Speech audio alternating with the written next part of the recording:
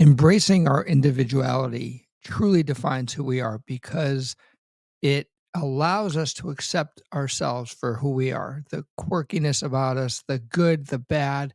Listen, we all have things that we do well and that we're proud of ourselves for. We have things that we're not necessarily proud of ourselves for, but too often people try to emulate other people because they think that's what they need to do. And they look at other people and say, I want to be like that person. So I'm going to emulate that person. And they lose their identity. You don't know who you are anymore because you're looking for the good in all these other people because you think that's where you need to be.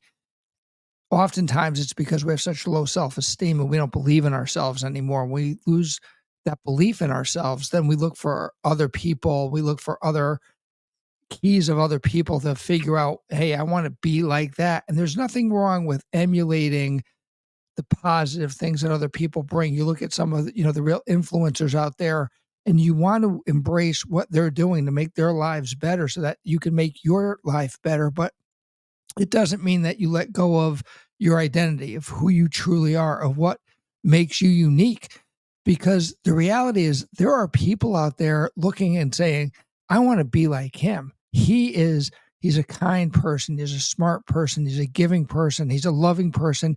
He does so much for other people, and you don't even realize that you're doing it. It's your innate nurture of who you are to be that person. But sometimes when our self-esteem isn't there, we don't believe in ourselves. We don't look at the good that we're doing and that the good that we're emulating. We're looking for others to emulate because we think those are the right people. But yet inside, we're doing so many good things and we are helping so many people in different ways that we lose sight of that, of who we are and what we're giving back to the world and to the community. So remember that, we don't always think about it there, but there are people watching us and looking at what we're doing and saying, man, you know what? I need to be like him. I want to be as giving and I want to be as strong and I want to be the leader that he is.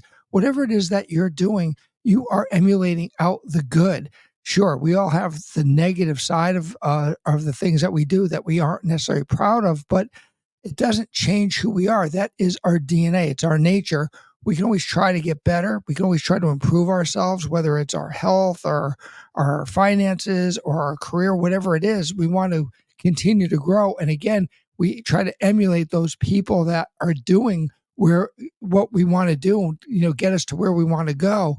But believing in yourself, embracing the good of you, embracing everything that's so good about you is so important to build up your self-esteem, to build up your sense of worth. Oftentimes we don't feel like, we are worth what we have because we don't just believe in general that we're worthy of everything that's happening to us. But the reality is we're all so worthy of what we're getting, and what we get is a result of what we give. The more you give, the more you get back. And it doesn't have to be materialistically. Moreover, it's emotional giving and taking and receiving, right? So as you're giving love out to the world, you're getting love back. And if you're not getting love back, that's the time to kind of try to understand the why. What is it that you're doing that while you're giving out this love, you're not getting it back? That reciprocal love isn't coming back to you. If you're not getting that reciprocal love back, maybe it's time to change where you are in your life. And if it's in a relationship and it's really one-sided, then it's time to really reconsider that relationship. So many people talk about a relationship should be 50-50. Other people have the view of, relationship should be, no, it's 100 and 100. That's never, ever, ever going to happen because there's always something going on in a relationship where you can be at 70 and they're at 30, or you're at 30 and they're at 70. But as you're into that relationship and you're working together with your partner to figure it out, it's going to balance out. But there are days that, yeah, it can be 50-50. It can be 100-100. But then there's days that it's so out of whack that it's 70-30, it's 80-20.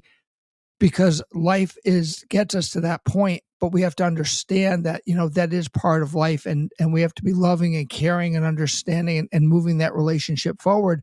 And that's a testament to you. And that's a testament to you embracing your individuality, that you can be in a situation where you want that 50-50. They just can't give it to you, but you're strong enough and you understand it enough and you are confident enough in yourself and your love for yourself and for your partner that that you say, you know what?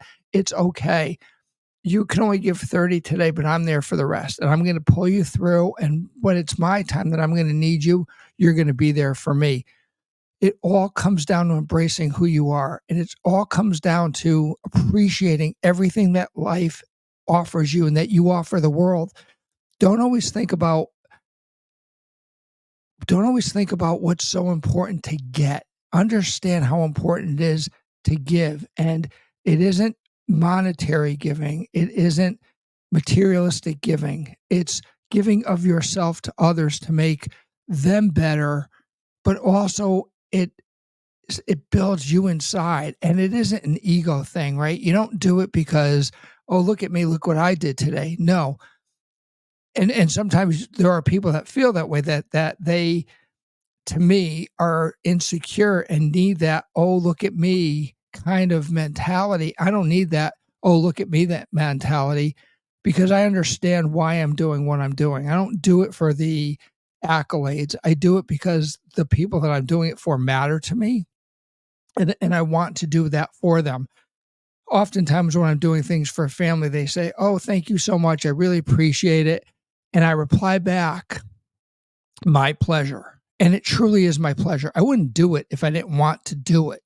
Sometimes you have to do it because, but honestly, for me, I do things because I want to give back to others. And when it comes to family, it's cutting the grass, it's shoveling snow, it's going grocery shopping for someone who can't get out there and do it.